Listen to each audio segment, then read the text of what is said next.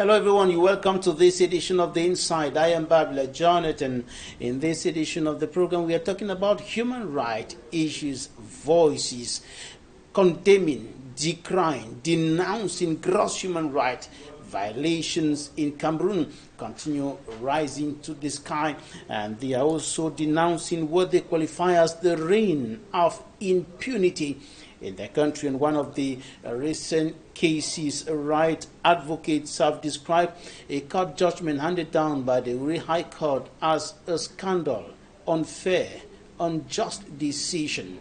We're talking about a 5-year suspended sentence handed down for the suspected, or better still, the husband of a woman identified as Jiang Yango, who was found guilty of killing her in the course of matrimonial violence. And the court decision has been described as unfair, unjust, and a scandal by human rights advocates in Cameroon. And in yet another case, 2 young women accused of sexual assault on female pupil have just been released in Betwa in the east region of the country after they spent more than a year in pre-trial detention in the Boya, or the Betwa Central Prison.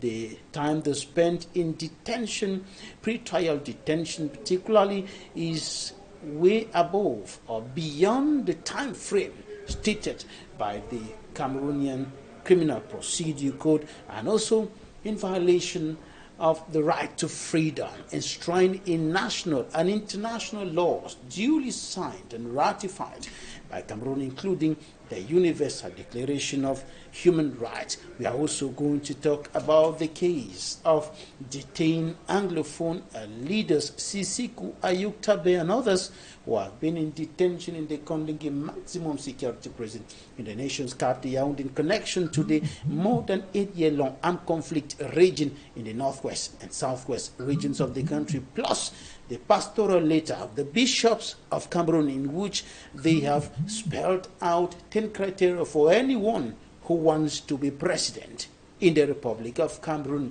Stay with us. I'll meet our guest in some few seconds.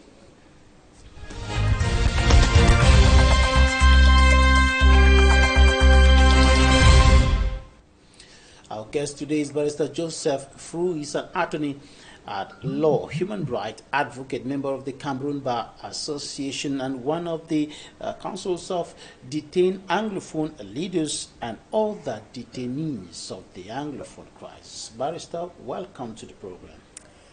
Thank you very much, Mr. Babila. It's always a pleasure to be home in Equinoxe, and it always feels to me like homecoming for 3 reasons. The first is that, once it gives us a good reason to get into good trouble. And the second one is it is time to not only commune with you, but to commune through you with your wonderful viewers, and to share my points of views with them. And then the third reason is that this is the only place and the only time that we get to speak some truth to power.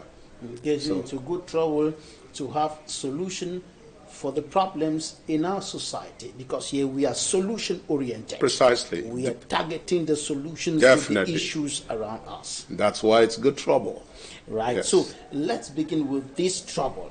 Yes. About what has been qualified as a scandal, unfair, unjust court judgment handed down by the High Court in a case in which a young woman, Jiang Yango, was killed by her husband in the course of matrimonial violence.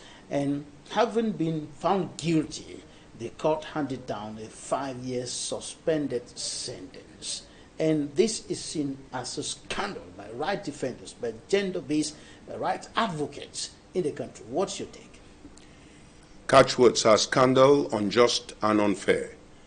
And my first instincts as a human being are to sympathize with that and to totally agree with that.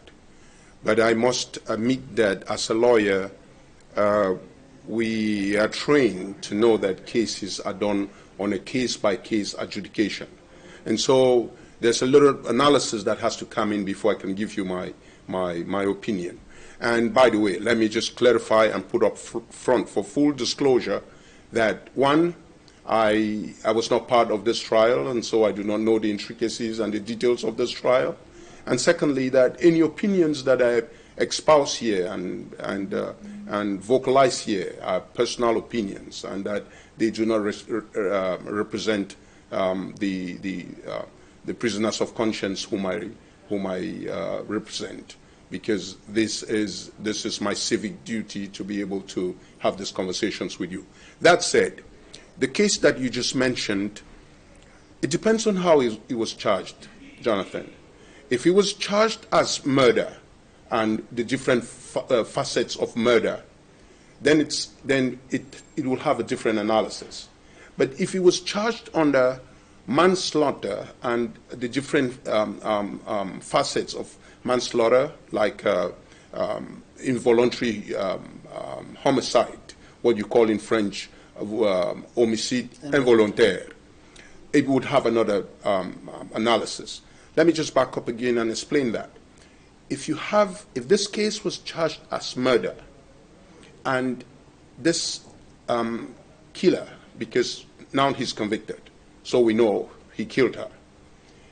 If that was charged as murder and he was given a 5-year suspended sentence, that's disgraceful, that's unconscionable, and that's unacceptable in a society where women are already having the short stick in social relationships. But if this case was charged as a variation of manslaughter, then the element of intent is different, because there the analysis to get to punishment would depend on the kind of fault that he committed, all right, which would be what duty did he owe to his wife, how did he breach that duty, and how was that breach a proximate cause of the death of this woman. And I am sure that the judges who went into this, or the judge who went into this, and found these other factors, determined that that element of fault was not so egregious that he could be given a 5-year suspended sentence. But if this was charged as murder, and he was convicted for it, and was given a 5-year suspended sentence, it is shameful. In fact, it's unconscionable. Barrister, this is the issue. The man had been subjecting his wife, from our findings, because we had done a report on that before, and he had been subjecting his wife to brutal and inhumane treatment. And in the course of that, he killed his wife. And looking at the context of the upward trend of gender-based violence in our society today, femicide every now and then happening, when a victim who pleaded guilty is given a 5-year suspended sentence, to human rights defenders, to right advocates, it sounds like a blank check to perpetrators of gender-based violence. It sounds like an enabling factor for these crimes, for these ills to continue.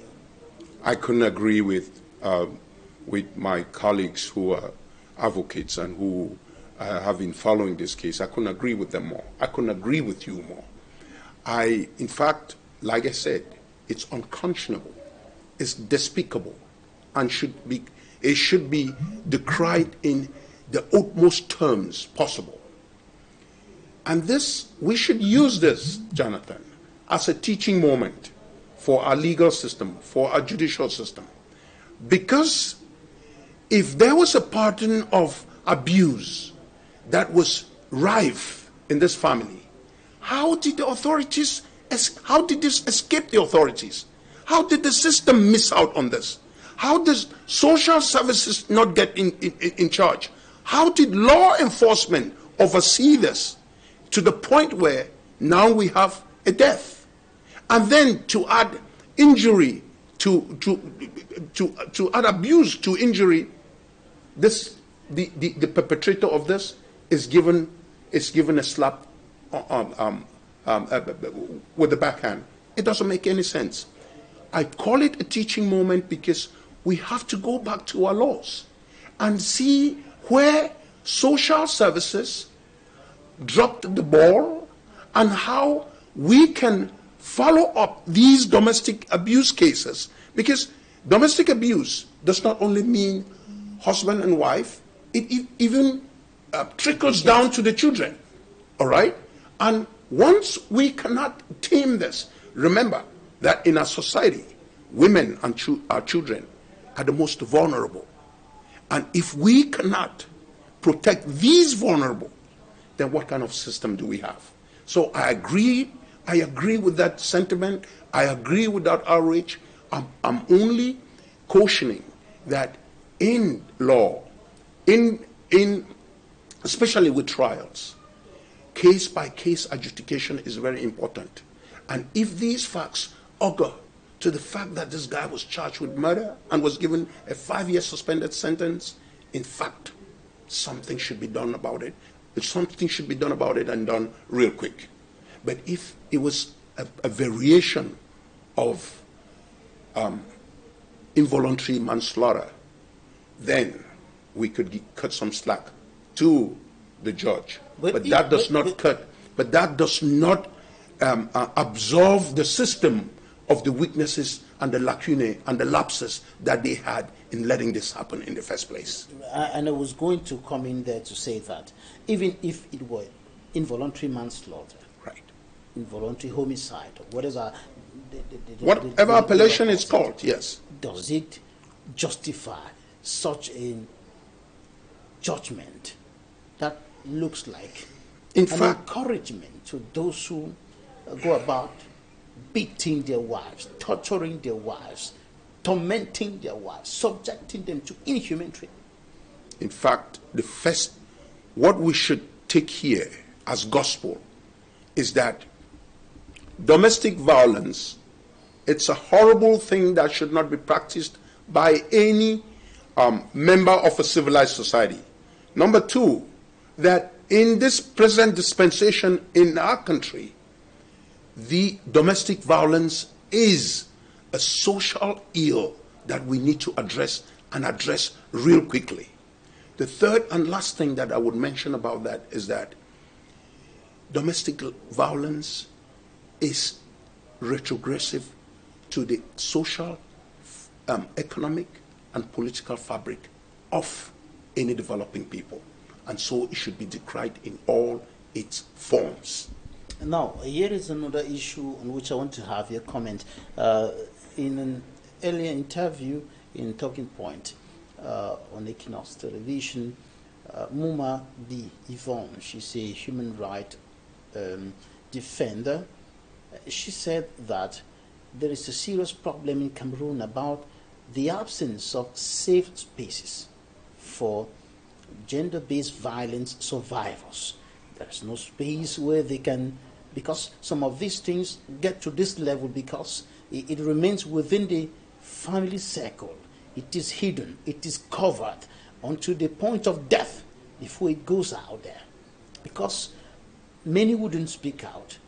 Many will, for some reasons, keep the issue within the family circle until it gets to the point of death, because there is no safe space for them to be able to speak out. Even when they speak out and they are like delivered from the yoke of matrimonial violence, there is no follow-up, psychological follow-up. Many of them abandon to themselves. I couldn't agree with Yvonne more. In fact, I would go a step further and say that we should legislate this as a matter of law. But let me just back up a little and say that this taboo attitude that we have, this stigmatization of the victims of domestic violence is just horrible. And, you know, the evolution of every society is tied up to the kind of conjugal relationships that exist in the homes as the foundation of that society. And so the idea of safe spaces is a subset in this bigger set of things that have to happen for this problem to be taken care of. You have safe spaces, you have mandated reporting. Jonathan, in fact, we should mandate that public figures like you, journalists like you, police officers, doctors, teachers, everybody who is in a position of responsibility and power should have a legal obligation to report any of these cases. And so that if you're a family member, if you're a brother, a sister, an aunt, an uncle, and you know that domestic violence is occurring in a home and you do not report it as a matter of law, then you will be penalized for. Then you go down for. That's called mandated reporting. And until we institutionalize this, until we put this in as part of our laws, the system will be failing these hapless and helpless victims who get to die because of the people who are purported to love them. I guess what you're suggesting now it goes a little bit beyond what is known as non-assistance to persons in danger. Precisely, because non-assistance is the Good Samaritan law, and there, sometimes people will ask what obligation do I really have to see somebody on the road and give them help? No, they rather prefer to use their phones and snap. Precisely. Pictures. This is domestic violence, which goes directly to the social, moral, and economic. I stress this, economic, because the number of women who are beaten and rendered useless to be economically useful is so important that it affects the GDP of the country. And so if you quantify and qualify the number of hours that are missed in terms of this violence, then you can imagine what happens to the economy. Potentials that are destroyed. All right? And talents that would never, imagine the lady who just died. A teacher, she was a teacher. The kids that she would have raised. Just 3 kids. The money that she would, and how these kids will grow up without a mother because of violence. Right, let's proceed to a similar case in which you're directly involved, and you fought for the release of 2 young women in the Beto who were accused of sexual assault on a primary school pupil, on a female primary school pupil, and they had to stay in detention for more than a year. Almost 2 years. More than a year. Yes, sir. Beyond the time stipulated by the Criminal Procedure Code. What's your analysis of the case? Jonathan, when we talk about these cases and you say 2 young women, it does not start explaining the story. When you give them faces, when you give them names, when you know that this was Victorine Tafo and Josepha Chia Ndai, these are mothers, these are wives, these are colleagues in school, these are church members, these are members, integral members of a community, of a vibrant community. When you just say 2 women, it feels like they are just figures, they are just numbers, they are just faces. No, these are our sisters, these are our colleagues, these are our neighbors. And to think that a system, let's keep the charges aside, a system that is supposed to cloak them with the presumption of innocence, that is supposed to give them all the rights that are available, all under national and international instruments, fails in that endeavor and leaves these women in jail for almost 2 years. And then we turn around and then want to applaud the decision of not guilty. Not guilty or guilty is a procedural consequence. It does not begin to solve the social implications of keeping people in jail 1 minute, 1 second longer than they should be in jail. And that is the analysis that I give to this. Now let's step back a little bit to have an understanding of what happened. How did the allegations, the accusation of sexual assault on a female pupil come about? By two women.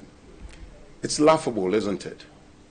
But in law, you have these intricacies that could always come in and sound like abnormalities, but the law would let them pass. So what happened was this, a pupil of 4 years, who is one of the pupils of the accused ladies, is in class 1. She purportedly went home, and her mother discovered that she said she was feeling pains in her vagina area. The mother, according to her, took this kid to the hospital, and at the hospital, the complaint was that the 4-year-old's classmate, another 4-year-old girl, had inserted her finger in the vagina of this young lady, of the other 4-year-old. Day 1, day 2, day 3, day 4, day 5, day 6 go by, and a lot is happening. And the mother of this lady is asking not only the school, but the proprietor of the school for money, for favors, for everything that proved that she was gold digging. And when the proprietor, who was paying all the hospital charges, said one of the very outlandish requests that she made was ask for 300,000 francs to be able to get a spiritual leader to cure the 4-year-old. She had some complications because of what? There were no complications, because if there were complications, they would have been in the hospital report and we would have seen them. But the hospital report was clear that the uterus was in place, but that the vagina had it had spouts of blood, and that the hymen was broken. I am not one of those lawyers who would say anything bad about a victim. All right? Fast forward a little bit. When they go to investigations and then they ask this lady or the mother of this child to take the investigating magistrate and the court to where this child lives, so that they could have social services evaluate where this child lives and the conditions under which this child lives and what could be happening to this child at home. 4 times. It never happened. So she refused to do that. Yet the system moved ahead. Yet there were charges pressed against these ladies. And so when we get to the analysis... So but how did he move from the class 1 people, the schoolmate or the classmate of the victim, to the 2 ladies? So, by the time she asked for all these favors, and at the end of the rope, the proprietor of the school said, hold on, this child is in the hospital. I'm not going to pay any money for any spiritual practitioner that you want to engage for 300,000. As she was asking money from the proprietor, she was also asking money from the parent of the other child. So you see where her intent is going. You see where her ambitions are. You see where her gold digging is. When that did not happen on the 6th day, this happened on the 5th of December 2023, and on the 12th of December she filed a complaint now at the gendarmerie, and that's where at the gendarmerie now she mentions that the child had told her that it was the headmistress, her teacher, and her colleague who put their fingers, taking turns, in the bathroom on a bench, in an uncompleted bathroom, 140 meters away from the schoolyard, at break time, with about 400 children in school, about 40 teachers, and vendors all around the school. And nobody saw this. and the gendarmerie and the investigating magistrate had the chance to be able to investigate all of this. They did that, and yet they still pressed charges. That's where the problem is. That's where the 900-pound gorilla is. That's where our system fails. Yes, sir.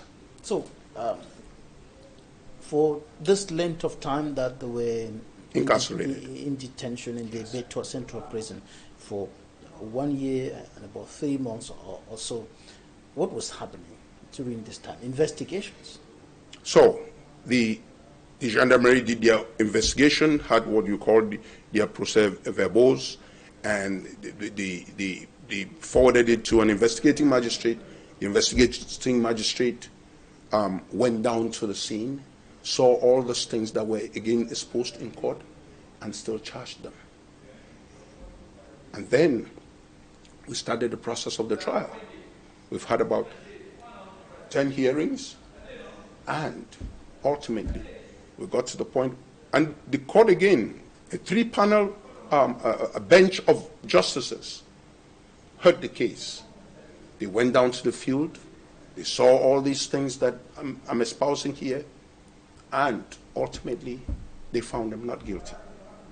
They found them not guilty? Not guilty. So who committed the act? Who sexually abused did they find the That's the question. That's the question, Jonathan. Because if we... Well, we're talking about a child, Cameroonian who shouldn't be going through that. Precisely. If something was actually wrong with the child at the hospital, who is the perpetrator? And that's why we're asking the system. Just remember how with the questions that we were asking the system with the abuse that was happening with the lady who was killed in a former conversation. This is the same question that we're asking the system. So now, is this child going to fall through the cracks? How are we going to determine that where she lives is safe enough for this child? These are the questions that the system should be asking itself. And did I tell you that the pictures that were displayed in court were the pictures of an anus, not even a vagina. And the accuser of this woman was going around purporting that this anus was a vagina, until on cross-examination it was proven that this was an anus. And who is even to say that this picture even came from that little girl? Because there was no chain of custody authentication between that picture and who took it. The picture was not even taken by the hospital. And so how could a hospital make a report about a case as sensitive as this without taking the pictures themselves in order to authenticate the pictures, not only authenticate them, but create a chain of custody that could be reliable at trial in court and be admitted as evidence? And right now my concern is about the little girl, because if the hospital established that something happened, there was something wrong, something was done on the vagina, then the culprit, who? Because we are talking about the 2 young women, they have been set free, but what about the little girl? The culprit, whoever did what, should be found and punished according to the law. I agree with you, and I can state it now to you very clearly that we are not going to leave any stone unturned until we get to the bottom of this. And by this I mean we push the system, hold their feet to the fire, so that they not only get the truth of this, but get what is really happening to this little girl, if at all something is happening with her. Right, we hope they do so. Thank you, sir. They do so. Young girls, our sisters, our children. I have 2 little girls. Our wives, they should be protected. We cannot be living in a society where women are constantly targeted either by men or by their fellow women. And the law has the powers to do this, to give them this protection. And that is where we want to proceed now to talk about another issue. But before that, we're going to the news stands. And we're taking a look at what the newspapers reported this week, the press review. We'll be right back in a moment.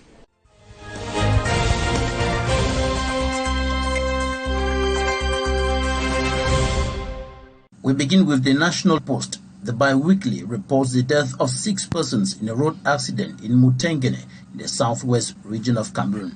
And with regards to the accident and the fire incident that destroyed several shops in the town of Boya, News Herb qualifies last weekend as a dark one in the Fako division. News Watch: bishops speak on forthcoming presidential election again. Predict pockets of resistance risks jeopardizing the poll in the southwest region of Cameroon. Warn against vote buying syndrome by candidates. Advise Cameroonians to vote honest, responsible leaders. Propose 10-point checklist for qualified candidates. According to The Voice, the bishop's pastoral letter has raised questions about President Paul Biya's suitability. And the Guardian Post says the bishops have put President Paul Biya in a tight corner again, drumming electoral reforms, massive participation, and hope in face of uncertainties in an incisive memo. Another issue of the Guardian Post points to those qualified as young but old to govern, making reference to the aging leaders of the country, beginning from President Paul Biya, Senate President Marcelina Chifenji, House Speaker Kaveyeki Jibril, to others. The Median tells its readers that President Paul Biya is still the sole commander-in-chief of the CPDM, a New Deal regime. According to the paper, this can be clearly seen in the recent appointment of new members of the Central Committee of the party. In Cameroon Tribune, President Paul Biya makes use of the opportunity of the Muslim feast, Eid el-Fitr, to send words to the Muslim community. Municipal update projects the exemplary reign of Chief Nanko Beckley of Munde Village. Another issue of municipal update makes an assessment of the impact of the reconstruction plan 5 years on. Cameroon echoes at first ordinary session. Ekondo Titi councilman unveils numerous projects executed. Councillors salute mayor's development strides.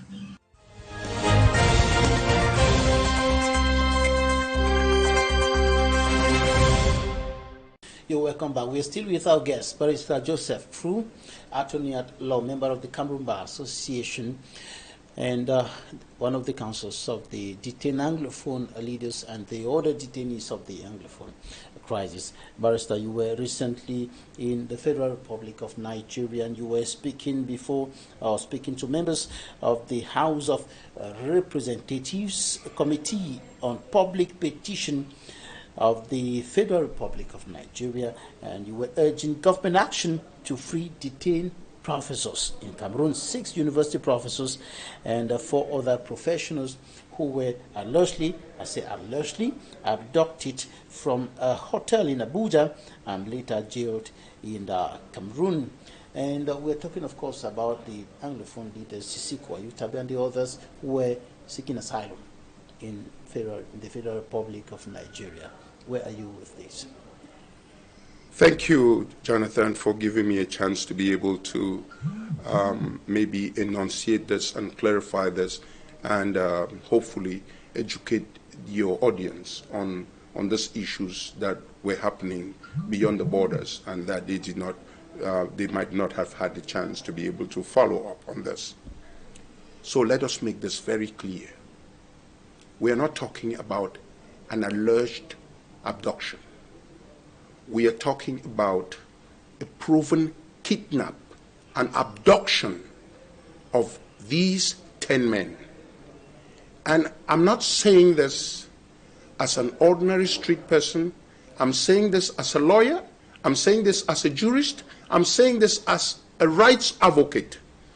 Because even though there are a lot of controversies about how they were brought back to Cameroon, and that's why we journalists are using the term loosely, because and that's why I'm coming to that. There are a lot of contradictions around that, even though we know that there is no extradition treaty as of now between Cameroon and the Federal Republic of Nigeria. And in fact, that's what I want to clarify to you and to your audience, so that we'll be very clear on that. 3 courts. There are 2 ways to establish a fact, all right?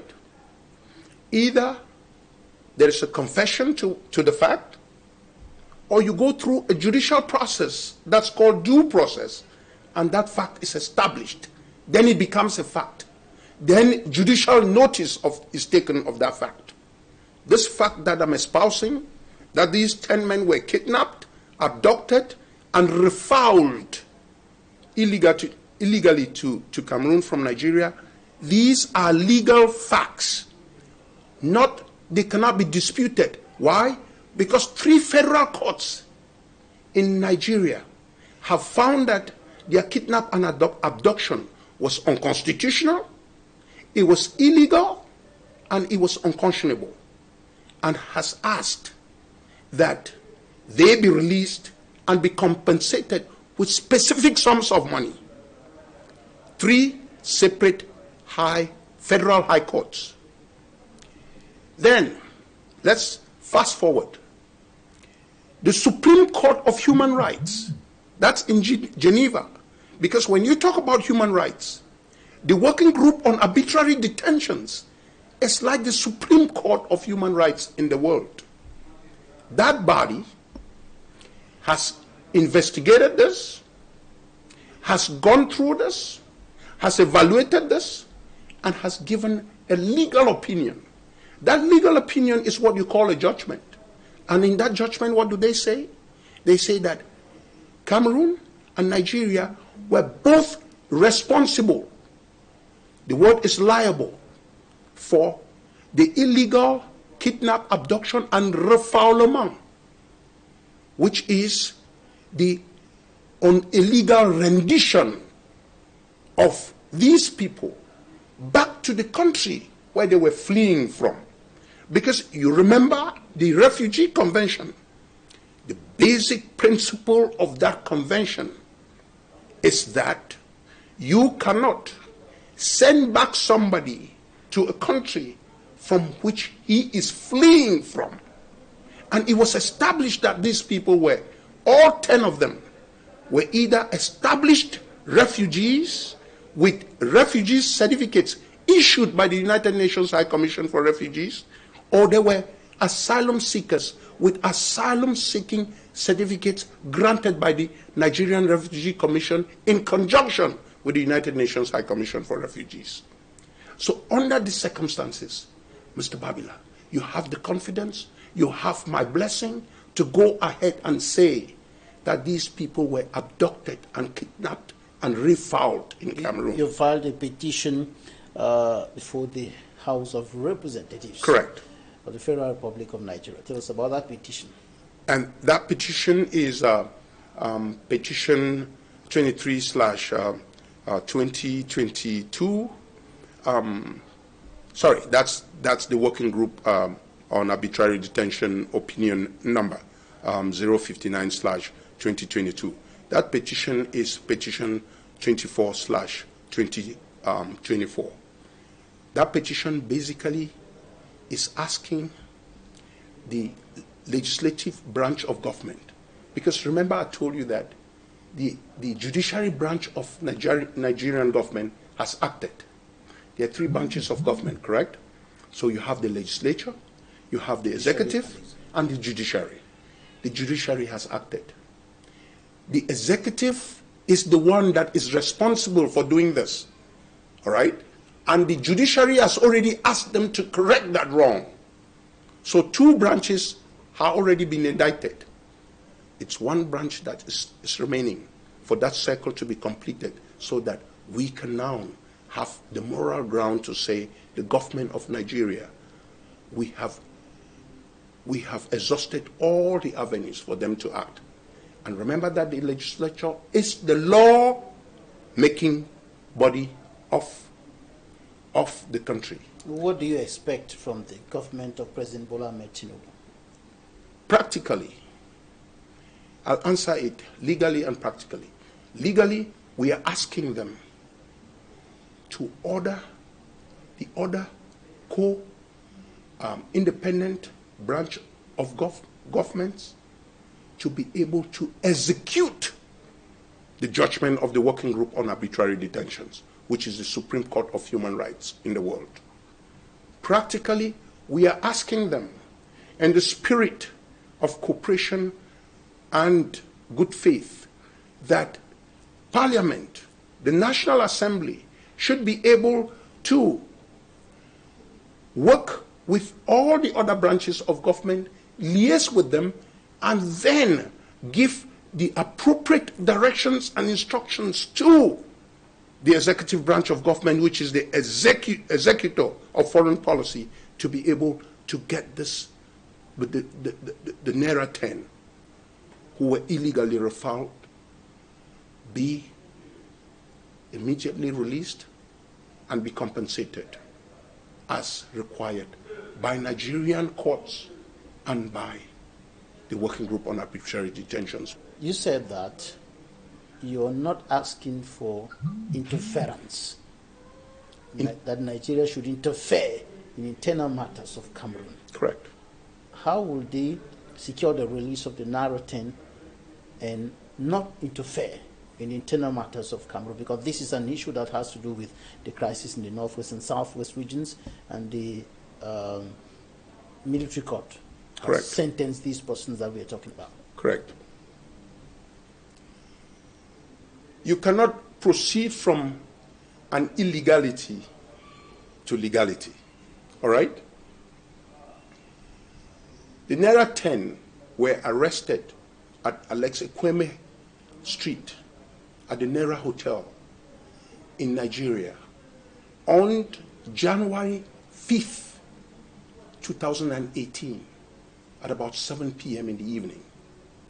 This situates this crime specifically and squarely within the Federal Capital Territory of Nigeria. This is not only on Nigerian territory, but in the Federal Capital Territory of Nigeria. It gives them the onerous, and the obligation lies on them to be able to correct this manifest injustice that was heaped upon these people. And it is not Barrister FRU saying it, sitting with Jonathan in his studio. It is the Supreme Court of Human Rights that is saying that. It is the courts of Nigeria, 3 of them, in 3 different decisions, saying that to the Nigerians. We are not asking them. They, as a sovereign power, they have the power to be able to correct anything that they did as a sovereign power. And when they use that sovereign power to correct what they did, they are not interfering in anybody's internal matters. Cameroon is also a sovereign state. Besides, we are talking about 2 sovereign states here. And then we are saying that 2 sovereign states should not be violating international laws that they have all signed and agreed to observe. So in a nutshell, you're saying that Cameroon and Nigeria should correct the wrong. Precisely. Precisely. That is it. But when I'm in the Parliament of Nigeria, it behoves me to go to who remember what Kennedy said? The buck starts and stops here. So in that Parliament, the buck starts and stops with them. And in order to cleanse their image, in order to make good on this manifest injustice that was done to the citizens of the country, as it were, at the time of their kidnap, it's incumbent on them to do the right thing. And besides, the rest of Africa is looking up to them to get into, to be a permanent member of the Security Council. And if we are looking up to them, they better be acting up like the big brother that they are supposed to be, by doing the right things, because we hope that when they get to the Security Council, they should be able to advocate for things like, for manifest injustices like this that are perpetuated on other citizens, not only the Naira 10. Right. Do you think the liberation of the Naira 10 can open the way out of the stalemate in the Northwest and Southwest regions? And like I said, this is my personal opinion as a citizen and as a practitioner of law. Yes, sir. How? If it was the contrary, why are they arrested? They are there because of their opinion, because of their association, and because of their nationality. These are all subsets that are protected by refugee and international law. But then, the international community has always cried that we should get to the root causes of this, correct?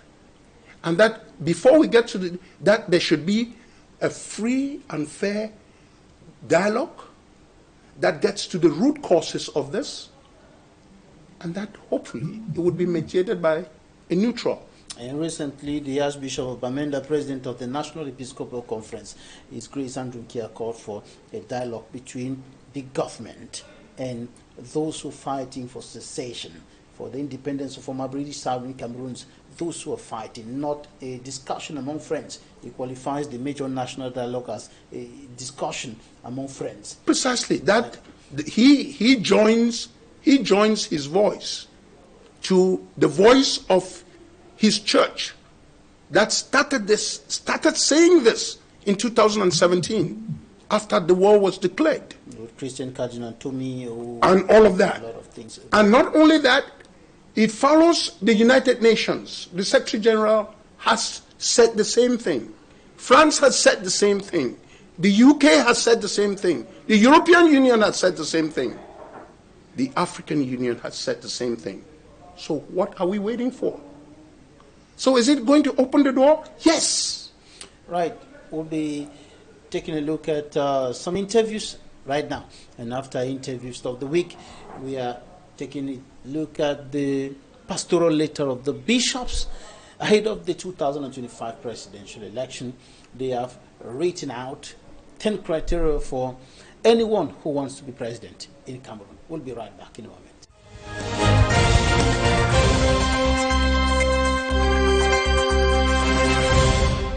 We should first of all salute the courage and the interest of the church in the affairs of the management of the republic. If the church who is building the moral integrity of a nation, I think it is but normal that they come up with such kind of a communication.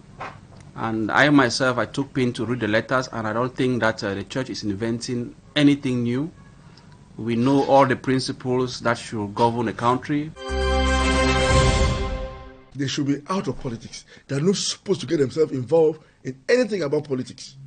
Because whatever they say, it has a tendency of being taken as some gospel truth. When they give all those adjectives to describe who is the president, how do they qualify those adjectives? You know, when you use an adjective, there's a tendency of it having so many diverse meanings. And the interpretation can lead to so much chaos, violence, and trouble. Only persons who have the capacity to be president can present themselves to the public. And that, look, this is my social contract that I want to sign with you guys to be president of the country. Why should priests decide to influence the people? What they are doing now is sowing seeds of discord, which means that if moral rectitude, for example, is not of their standard, or the standard of any other person, he cannot be a president of this country. The church has the obligation to be able to look at society and point out the things that are going on that are not correct. This is the obligation of the church. That is why the church exists, as stated in Gaudium et Spes and other documents.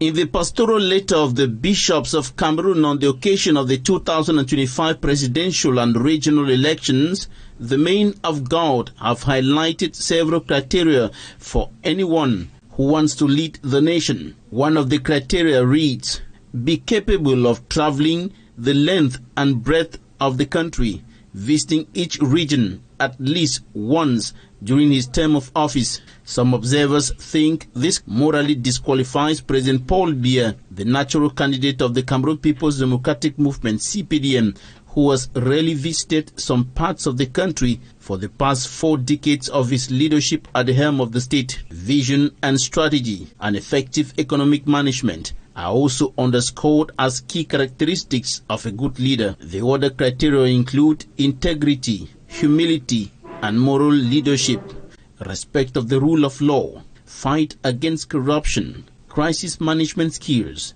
commitment to improve the quality of public services, and the image and position of Cameroon on the international scene. Thank you for staying with us. You're welcome back.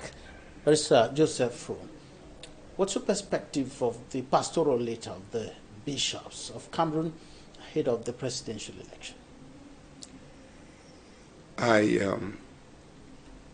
I'm sure that this is the 3rd time that I'm saying this, that these are my personal opinions and they should not be imputed on any group that I represent or on any persons whom I represent. That said, Jonathan, let me say this. The Catholic Church is one of the most important institutions on earth. The Catholic Church, more than anybody else, understands this problem to its bones and marrow. They know this problem. And I'm not talking about just the anglophone crisis. I'm talking about the problem of Cameroon. You'll remember that Cardinal Toomey said succinctly that while on an important meeting in Rome, a French cardinal came up to him and said, "Have you finished that job of assimilating the anglophones?" The Catholics know this problem. They know the problem of Cameroon. And how do I link that to this letter?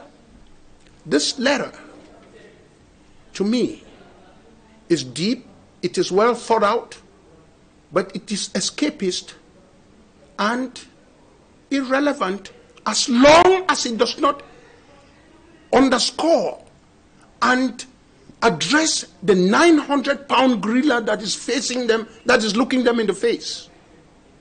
The problem that is facing the Catholic Church and whatever elections are supposed to be in Cameroon is the anglophone problem. They know it, they should address it, and they should be looking at it. Running around in circles and talking about qualities to be qualities that will qualify somebody for president of Cameroon. That is civics lessons that we start learning from primary school. But beneath those qualities, there is the ability to solve the problems in Cameroon. And one of the major problems in Cameroon is the threat to national unity, the threat to the stability of the country, the conflict, the armed conflict raging in the northwest and southwest regions of the country. And the bishops think that for someone to be qualified to solve this problem, to solve problems of increasing cost of living, chronic poverty, in which a good chunk of the population is trapped today, solving the many problems across the board, from north to south, east to west. It should be somebody who possesses these qualities I agree. that we have highlighted in that pastoral letter. I agree, but let me dissect this like a lawyer. One, these problems have always been there for as long as La République had independence. Correct? These are most of the problems of all developing countries, especially under French tutelage. My question is, what makes a present dispensation and a present problem unique? It's the anglophone crisis. And you cannot, when you mix this, you miss the point. When you mix this, you're being escapist. When you mix this, you are running away from the problem, and that's my problem with the pastoral letter. The letter is addressing so many pertinent things that are relevant to so many other people. But the core and the crux of the problem is the anglophone crisis, and once that is solved, many other things will fall in place. That's my issue with that. I'll take the problem of visiting, for instance. The pastoral letter says the president should be able to be strong and viable enough to be able to visit all the length and breadth of the country. Of the country. This is, and there have been many people saying that since for 8 years that this conflict is going on in the northwest and southwest regions. President Paul Biya has not gone there. He has not gone there to speak to the people, to have first-hand information. He has depended on information coming from other persons. He has not gone there. And in this perspective, the bishops are saying there should be a leader who should be able to go around visiting his country, especially areas that are affected by crises like the northwest and southwest, to have first-hand information, to master his country, to be able to provide solutions to the problems on ground. Mr. Babila, my problem with that is the infantile nature of those requests. It's like telling a child that you need to eat. It's like telling a driver that he needs to be attentive on the steering wheel. That's not the issue. The issue is, or these issues were here from 1960. Corruption, poverty, healthcare, all of these problems were there. What is causing the most loss of lives, the most displacement of people since independence? Either way, destruction of property, business that are crumbled, economy that has gone to shambles. We know the problem. We should face that problem. And the bishops have the moral pedestal and the moral high ground to be able to face this problem and address it. What I don't get is what are the powers that be giving to the bishops that is making them silent? Because I respect them as the most intelligent people. They have not been silent. They are the most. They have been very vocal. When I say, as Bishop Andrew Kia has been very vocal before him, and even when he was still in Manfi and so on, we had Cardinal Tumi, we have the Archbishop of Douala, His Grace Andrew Samuel Kleda, and others who are speaking out. There's vocality that is silence, Jonathan. There's vocality that is running around the issue, because if you're making a lot of noise and shouting and running around the house that is burning and not talking about that house that is burning, you're silent. Because the issue is the fire on the house. It is not whether you're peeing on yourself and attracting attention and saying that you're hungry. Hunger and fire burning the house are not the same things in that time and space. And in this time and space, we are saying that the issue, the 900-pound gorilla, they know it, they're looking at it, they're staring at it, and they should address it. Because it is a condition sine qua non for this letter. This letter should come as a buffer to this problem. Because once they solve that problem, the 900-pound gorilla problem, then they can now put these problems and it would make sense. All right. And we are concluding on this point, which seems to be problematic, especially to those who are close to the regime. The point talking about a leader who should be able to visit the country from north to south, east to west. Many are seeing it as disqualification for President Paul Biya. Jonathan, you know that. Even though the bishops do not have powers to disqualify a candidate. I've always told you that there are things that are above my pay grade. I think that on this forum, at this hour, at this time, it is beneath us to be talking about some issues that are supposed to be dead. You cannot be talking about the living to the dead. It doesn't make any sense.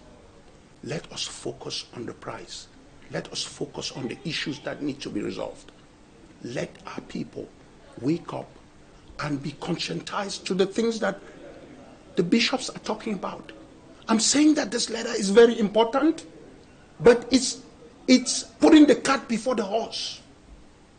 There's something that has to be discussed, and discussed as a condition sine qua non for this letter. All right, that is the anglophone crisis you're definitely talking about. Correct. Thank you so much, Barrister. Thank you for the insights you've shared with us in this edition of The Insight. Thank you for coming. The pleasure is always mine, and it's always a wonderful pleasure to come to Equinoxe. You know that I always call it the oasis of truth, and I hope that we have espoused some of them, and we should continue doing it for the betterment of any new dispensation that's going to be coming up. Thank you, sir. Thank you, ladies and gentlemen, for staying with us. That's it for today's edition of the program. You can follow us on our social media handles on Facebook and on YouTube. You can also follow the rebroadcast of the program on Friday at 5 p.m. Thank you so much for staying with us. God bless Cameroon.